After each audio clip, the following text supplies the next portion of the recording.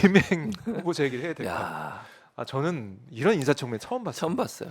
해도 어제 해도. 밤에 영상 보시면 아시겠지만 네, 저기 보세요. 저 저거. 장면 주섬주섬 서류 챙기는 거 봐. 나갑시다라고 했더니 그러니까 못 나가게 막고 있잖아 지금. 김정모 의원이 막고 막으려고 했는데 아니 이게 국민의힘 의원이 나가자고 하고 이제 오니까 펜도 챙기고 예, 예. 자기 짐을 챙겨가지고 나가려고 준비를 하더라고요. 아니 의원이 나가자고 해서 나가는 게 맞습니까? 아 맞지 않죠. 예, 국회법에 청문회- 어긋나는 거예요. 청문회 자, 나와 있는 사람이 청문회 대상자는요. 네. 청문회 대상자는 상임위원장, 그러니까 저기 지금 인사청문회를 진행하고 있는 상임위원회 위원장의 허락을 득하고 자리를 떠나야 돼요. 그렇죠. 떠나야 돼요. 근데 위원장은 권인숙 위원장이에요. 앉으라고 하는데 거기 있으라고 하는데 국힘에서 국민의힘에서 나가자고 하니까 따라 나가. 대체 네. 이게 청문회를 뭘로 보는 거예요? 국민을 무시하는 행동이에요. 이거는요. 야. 국민을 완전히 무시하는 태도예요. 국회는 국민을 대의하는 대의기관이잖아요. 맞죠? 박정우 기자. 그렇죠. 그리고 여야를 떠나서 국회의원은 다 국민을 대변하는 사람 맞죠? 네. 그리고 상임위원장이 사회권을 갖고 있으니까 자리를 이석하라고 명령하기 전에 나가면 안 되는 거예요. 그게 원칙이에요. 아 근데 지성호 국민의힘 의원이 나가자고 하니까 일어서서 나가는 거 아니 이거는 상식적으로 생각해봐도 아니 의원이 나가자고 해서 따라 나가는 후보자도 좀 이상한 거 아닙니까? 말이 안 되지. 그러니까 아까도 얘기했잖아요. 후보자가 자리를 이석하려면 아니, 상임위원장의 허락을 득해야 된다니까요. 그러지 않고 나가면 안 되는 거예요. 네. 아니면 정회가 되거나 예를 들면 회의를 정의했을 경우에 나갈 수 있지. 음. 그런데 국민의힘 의원들이 나가면서 같이 나가자 하니까 같이 따라 나가? 이게 뭐 하는 거예요? 이건 국회를 무시한다고 그래서 제가 얘기하는 거예요. 이건 여야의 문제가 아니라 네. 국회법과 국회의 규정과 그다음에 국회에 대한 존중이 있다고 하면 저런 행동을 하면 안 돼요. 본인은 후보자로 와 있는 게 국민의힘 무슨 후보자예요? 아니잖아요. 정부의 후보자잖아요. 정부는 네. 정치적 중립성을 지켜야 되는 거고 정부는 여야를 떠나서 국회가 요구하고 국회가 묻는 말에 성실하게 답변할 의무가 있는 거예요. 여당이 다 나가도 야당만 남아 있어도 그 청문회를 지켜야 되는 거지 후보자가. 그렇죠. 아니 무슨 여당에서 맘대로 하니까 그러니까 대통령이 맘대로 하니까 여당이 시키면 시키는 대로만 해. 완전히 야당을 무시하는 꼴이죠. 저런 행동을 하는 사람은 어떻게 국무위원 후보자로 지명을 하는지 이해를 못 하겠어요. 무슨 그러니까 생각을 하는 거야? 지금 민주당 의원들이 맞고 이러지 않았으면 그냥 따라 나갔을 것 같은데 어쨌든 그랬겠죠. 정해가 돼서 자리를 떴죠. 야당 의원 남아 있고 여당 의원 나가고 같이 김행 후보자 잠깐 나갔는데 안 들어왔어요. 안 들어왔죠. 그러니까 어디 있습니까 김행 후보자? 지금은 행방이 묘연하대요. 연락을 안 받는데요. 왜냐하면 원래는 그 장관 후보자들은 일일 하루 동안 해요 청문회를. 그럼 12시간 넘어가면 안 되잖아. 그렇죠. 그 차수 변경을 한 거야. 저걸 정의하면서 10시 40분쯤 정의를 했거든요. 네. 이 위원장이 차수 변경을 해놨어요. 그러니까 오늘까지 연장이 된 거야. 그렇죠. 네. 오늘까지입니다. 오늘 오늘 자정까지는 회의가 계속 될 수 있어요. 근데 네. 지금 정회잖아요. 지금 저 장면이에요. 현재 장면이. 지금 왜냐면 현장입니다. 이 후보자가 어디 있는지를 몰라 지금. 전화를 안 받는다는 거예요. 청문회는 정해된 상태다. 네. 끝난 게 아니다. 끝난 게 아니에요. 그러니까 정해된 상태. 왜냐하면 후보자가 출석을 해야 뭘 물어볼 거 그렇죠. 아닙니까? 네. 근데 후보자가 출석을 안 해. 이게 뭐 하는 행동이에요? 그러니까 청문회를 무력화시켜도 이런 식으로 무력화시킨 경우는 없었어요. 그러니까요. 이거는 정말 국회를 완전히 무시하는 태도예요. 입법부의 권한과 입법부가 할 수 있는 역할을 완전히 무력화시켜서 네. 행정부가 독재를 하겠다는 발상이 아니면 어떻게 이런 행동을 할 수가 있습니까, 대체? 그러니까 지금 정해가 돼 있고 청문회 대상인 김행 후보자는 보이지 않고 있는데 사실 어제 진행된 청문회 과정을 쭉 보더라도 네. 김행 후보자의 답변 태도나 아니면 자료 제출 미비한 그런 부분이나 그동안 봐왔던 인사청문회 또 달랐죠. 달랐죠. 아니, 그러니까 수준이 일단 달랐죠. 뭐든지 얘기하면 아니래. 부인을 해 일단. 네. 그러다가 증거를 제시하면 그때는 생각이 약간 뭐 예를 들어볼게요. 그 DC 인사이드 인수할 때 네. 무슨 코퍼레이션 있잖아요. IC 무슨 있잖아 그거. 음. 회사 이름 모르겠고 어쨌든 거기 상임 뭐더라? 상임 고문. 근데 그게 본인이 라디오하고 TV 출연하면서 네. 자기 그 주요 직책을 쓰잖아요. 저도 예를 들면 어디 출연하면 오마이는 그런 거 안 써주지만 일반 네. 방송 같으면 써줘요. 이 사람이 전직이 뭐였고 어디 성공회대 교수다 예를 들면 이런 거. 타이틀을 정당하게 상임 고문이라고 타이틀이 나간 거예요. 네. 그러니까 처음에는 그걸 부인하다가 그걸 보여주니까 나는 그때 내 직책을 제대로 착각이었다. 그래서 상임 고문으로 얘기했다는 거야. 이게 해명이 돼요? 아니 방송사에 내가 무슨 직책으로 일했다. 그리고 그분이 보니까 무슨 어디 후보인가 뭐 할 때도 그거 올렸다는 얘기가 있던데 그건 이제 확인이 안 됐으니까 제가 명확하게 얘기하지 않겠습니다. 그런 의혹이 있다고 말씀을 드리고요. 네. 그러면 방송사 얘기할 때 본인이 명확하지도 않은 걸 얘기를 합니까?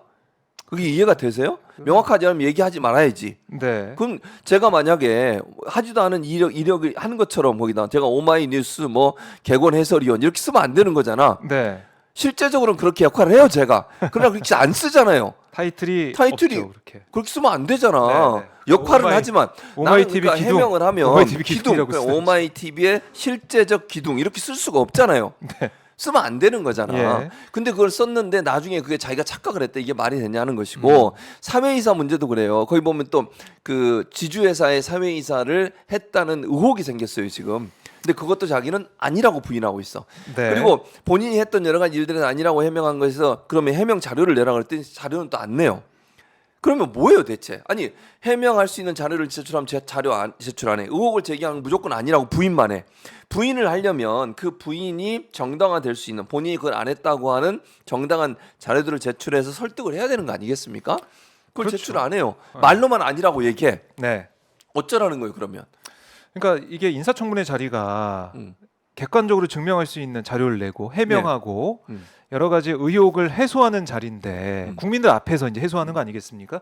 그만큼 내가 장관 후보자, 장관 될 자격이 있다 이걸 증명하는 자리인데 그렇죠. 계속 야당의 질의에 그거 아니다라고 계속 얘기를 했었고, 근데 자료는 또 내지 않고 그러다 보니까 그냥 뭐 고발해라. 그러니까 여러 가지 고발하라고 의혹에서 그러더라고. 고발하고 이렇게 얘기하는데 그거 어떻게 해야 됩니까? 야 진짜 저는요 고발하라라는 대답 어떻게 들으셨어요? 고발해야죠. 고발해야 된다. 하라고 그랬으니까 아. 하는 게 맞다고 저는 국회에서 해야 된다고 보고요. 네. 그건 저는 이동관 전 지금 방통위원장이지. 음. 이동관 방통위원장한테 배워서 하는 행동이라고 생각해. 둘 다.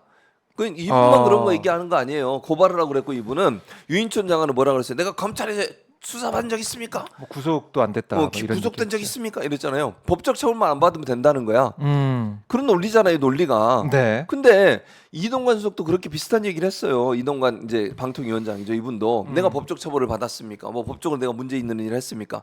법적으로 문제 있는 일만 안 하면 되는 거예요. 그러면 인사청문회가 법적인 문제만 있는 것만 할 거면 뭐하러 청문회 하는데? 그렇죠. 그냥 수사기관에다가 그거 하면 맡겨서. 되지. 그리고 그냥 뭐 처벌받은 형사 재판이나 뭐 민사 재판 받은 거 결과만 보면 되는 거잖아요. 네. 도덕성 검증하든가. 지금까지 예를 들면요. 그 낙마했던 문재인 정부 때도 그렇고 이명박 박근혜 정부 때도 낙마했던 많은 후보들 중에는 또 심지어는 윤석열 후보 초창기에는 낙마했던 사람들 아시죠? 네. 발언 잘못해가지고 낙마했던 사람도 있잖아요. 그런 사람도 있고.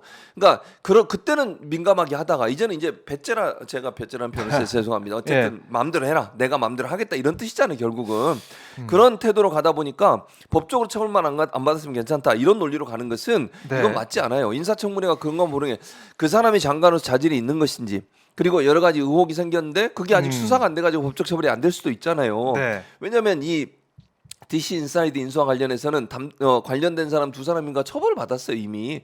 그러니까 김행 장관 후보자가 처벌받았다는 게 아니고 네. 관계된 사람들은 처벌을 받았. 이분은 안 받았지만. 근데 이분이 거기서 어떤 형태로든 본인은 부인하고 있지만 의혹을 보면 상임 고문이나 사회이사로 근무를 하면서 영향력을 행사했을 가능성을 배제할 수 없는 상황이에요. 네. 그럼 그게 아니라는 거 본인이 증명을 해줘야지. 그래야 말끔하게 해소가 되는 거예요. 근데 본인은 그거 증명을 안 해요. 무조건 안 했다고만 하지. 의혹은 네. 있는 상태고. 왜냐면 여러 가지 정황으로 봤을 때 본인이 그렇게 뭐 방송의 타이틀로 자기가 상임고문이라는 말을 썼으니까 그건 의혹이 생길 수밖에 없는 거잖아요. 근데 그때는 잘못 이해해서 그랬다고 해명하고 거기에서 실제로 일 안 했다는 증거를 제출하는데 증거를 제출 안 한단 말이죠. 네. 그리고 이제 뭐 인수하는 과정도 그래. 2018년도에 그렇게 회사가 어렵다고 하면서 본인이 이제 그 주식을 싼 값에 인수를 하잖아요. 다시. 네.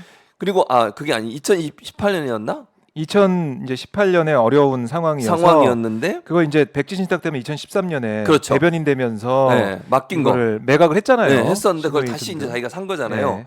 근데 이제 가격을 상당히 낮게 그 당시에 일반적으로 볼 때 그 회사의 가치보다 낮은 가격의 주가로 인수를 한 걸로 알려지고 있단 말이죠.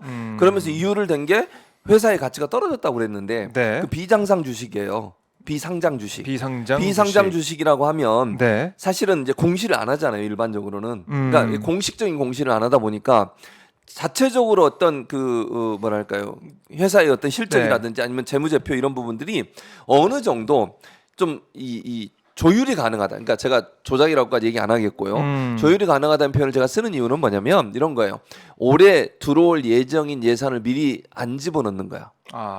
그럴 수 있잖아요. 그러니까 미래에 들어올 수 있는 예산이 있으면 그걸 포함시키냐 말 거냐는 본인이 결정할 수 있는 문제잖아요. 회사가.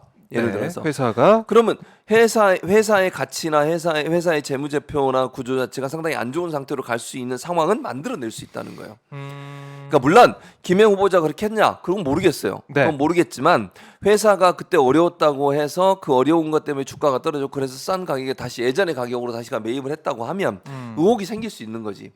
또 하나는 회사가 어렵다고 주장하는 그 시기에 본인이 해외에 연수를 갔잖아요. 그리고 3년 동안 돈을 받았잖아. 네. 월급 같은 것도 연봉처럼 월급도 받고 7,500만 원 한 번 받고 뭐 얼마 네, 받고 네. 1억 얼마를 받았어요. 회사가 그렇게 어렵다는데 그만큼의 돈을 받는 것도 그럼 상식적으로 맞는 거냐 과연 연수를 가면서 그것도 좀 이해가 안 되잖아요.